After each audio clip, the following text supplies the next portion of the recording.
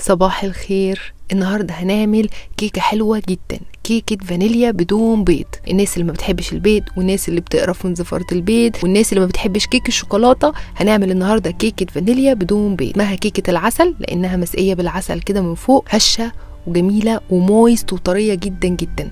خلصنا بقى الكحك والبسكوتات والبوتيفورات والحاجات دي كلها، نرجع بقى الوصفات والكيكات بتاعتنا. هنعمل كيكه لعشاق كيك الفانيليا وفي نفس الوقت للناس اللي ما بتحبش البيض وبتخاف من البيض. بس قبل ما نبتدي الفيديو، لو اول مره تشوفوني انا اسمي ناديه، ما تنسوش تشتركوا في القناه ولايك وشير لو عجبكم الفيديو. هنبتدي اول حاجه بقى بالمكونات. مكوناتها سهله وبسيطه خالص. هنحتاج 3/4 كوبايه من الزيت، اي زيت عندكم، زيت ذره، زيت عباد شمس، و3/4 كوبايه من الزبادي،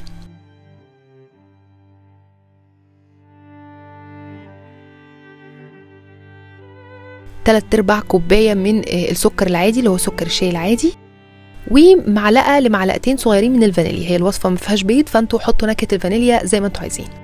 هنقلب بقى المكونات دي كويس جدا جدا لحد لما السكر يدوب، يعني ما تلاقوش السكر مخرز معاكم، تحسوا ان هو خلاص داب والخليط بقى سائل كده اهو زي ما انتوا شايفين.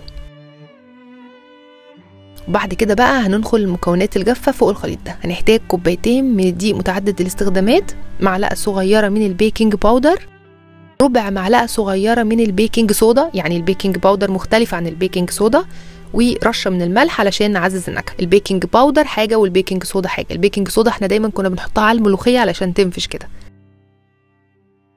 وهنقلب بقى المكونات دي كلها مع بعضها بالراحه كده بالسباتشولا من تحت لفوق، بس كده. يعني هي سهله جدا، كل حاجه فوق بعضها، ما بتاخدش وقت ولا مضرب كهربائي ولا حاجه، كله فوق بعضه. ممكن كمان بدل الويسك تستخدموا شوكه لو ما فيش عندكم ويسك. وبعد كده هنراقب خليط الكيك. ممكن ما تحتاجوش اي سوائل ولكن على حسب الدقيق. انا طبعا لقيت ان الخليط تقيل فهزود نص كوبايه من الحليب. احنا هنزود من نص كوبايه لكوبايه على حسب احتياج الخليط. انا زودت نص كوبايه الاول يعني، وبعد كده هقلب واشوف الخليط محتاج معايا ان انا ازود تاني ولا لا، لان كل نوع دقيق بيختلف عن النوع التاني. والزبادي لو في سوائل ممكن ما تحتاجوش ان انتوا تحطوا حليب في الوصفه دي لانه ما فيهاش بيض فالسوائل فيها قليله شويه. انا كنت حاطه زبادي يوناني، فالزبادي اليوناني بيكون السوائل فيه قليله شويه، فبالتالي احتجت ان انا اضيف كوبايه من الحليب. الوصفه اخدت مني انا كوبايه من الحليب. انتوا هتحطوا الحليب حبه حبه، نص، وبعد كده النص التاني تحطوا ربعه، وبعد كده تحطوا الربع الاخير خالص لحد لما خليط الكيك يبقى زي ما انتوا شايفين كده. شايفين القوام بتاعه؟ انا عايزاكم تتعودوا دايما تراقبوا قوام الخليط او قوام العجين، لا هو تقيل قوي ولا هو خفيف خالص زي الميه. ده القوام بتاعه زي قوام اي كيك عادي. هحط بقى الخليط ده في صينيه. الصينيه دي مقاس 21 في 21 مربعه. حطيت ورقه زبده تحت واحط فيها الخليط. ممكن تستخدموا صينيه مدوره، تستخدموا اي صينيه، ولكن الصينيه تكون مقاسها يعني من 21 ل 23، ما تزودوش عن كده علشان يبقى يعني ارتفاعه كويس. هنديله بقى خبطتين 3 كده علشان نطلع فقاعات الهواء منه. احنا حاطين عليه بيكنج صودا وبيكنج باودر فهتلاقي فيه فقاعات من الهواء اتكونت جوه مع الزبادي. هنخبط خبطتين كده حلوين وبعد كده ندخله الفرن على درجه حراره 180. الفرن مسخن مسبقا في النص على الشبكه.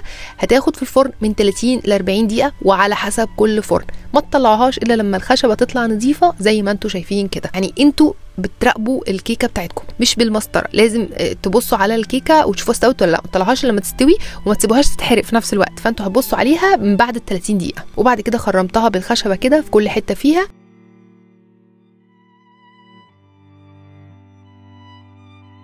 وطلعتها بره بعد 5 دقايق بس هديت كده. طلعتها حطيتها على راك علشان تبرد تماما. دلوقتي بقى هنجهز العسل اللي هنسقي بيه الكيكه بتاعتنا.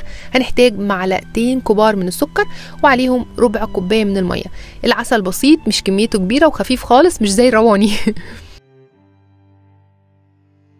هنقلب بقى المكونات دي على النار، وبعدين اول ما يبتدي يغلي هنسيبه يغلي شويه، يعني لحد لما يبتدي الميه بتاعته تتبخر ويبقى بيلزق وقوامه ستيكي او بيلزق شويه، يعني زي العسل. مبقاش سكر بميه او ميه بالسكر، يبقى ملزق زي العسل. وبعد كده هطفي عليه النار وهو سخن كده هحط عليه معلقه كبيره من العسل الابيض. هنقلب بقى العسل مع الميه والسكر، وبكده ده العسل اللي هنسقي بيه الكيكه، وعشان كده احنا سميناها كيكه العسل. طبعا مش كيكه العسل الروسيه، كيكه العسل الروسيه دي حاجه تانية خالص هنعملها بعدين. هنسيب بقى الخليط ده عشان يهدى حطيته في طبق بره علشان يهدى كده. ودلوقتي هنجهز الكفر اللي فوق اللي هنحطه فوق. هنحتاج تلت كوبايه من المربى، ودي خطوه اختياريه. انا مستخدمه مربى فراوله لان بحب مربى الفراوله.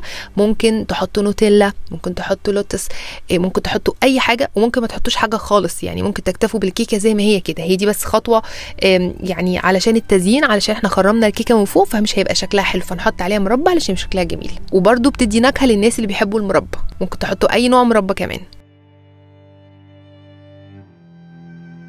على نار هاديه هنقلب المربى كده لحد لما تبتدي تفك وتسيح، لحد لما يبقى الخليط يعني قابل للدهن.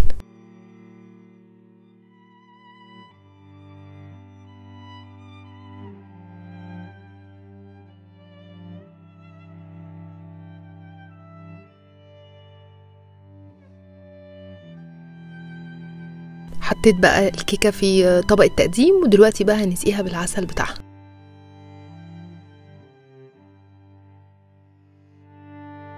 العسل كميته بسيطه جدا، مش كتيره خالص، يعني هو كله على بعضه ربع كوبايه او يمكن اقل بعد ما غليناه اقل.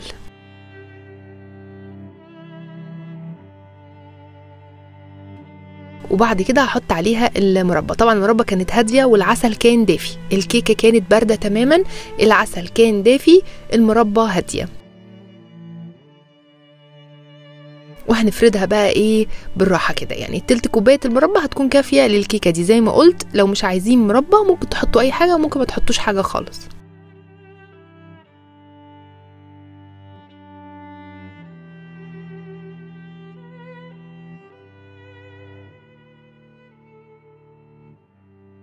شايفين بقى شكلها عامل ازاي؟ مرتفعه وهشه ومويست وطريه جدا.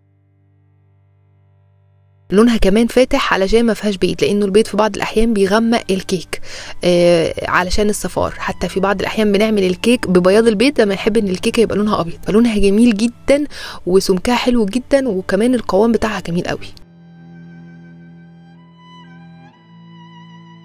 شايفين بقى شكلها عامل ازاي؟ مويست جدا، واضح جدا انها مويست. طبعا شربت العسل، وحتى المربى عليها كمان طعمها حلو قوي. للناس اللي بيحبوا المربى هتعجبهم جدا الكيكه. لو ما بتحبوش المربى خلاص يبقى ما تحطوش المربى، هتبقى طعمها جميل جدا لوحدها برده. وبس كده، اتمنى ان الفيديو يكون عجبكم. ما تنسوش تجربوا الكيكه وتقولوا لي رايكم فيها، واشوفكم ان شاء الله المره الجايه في فيديو جديد.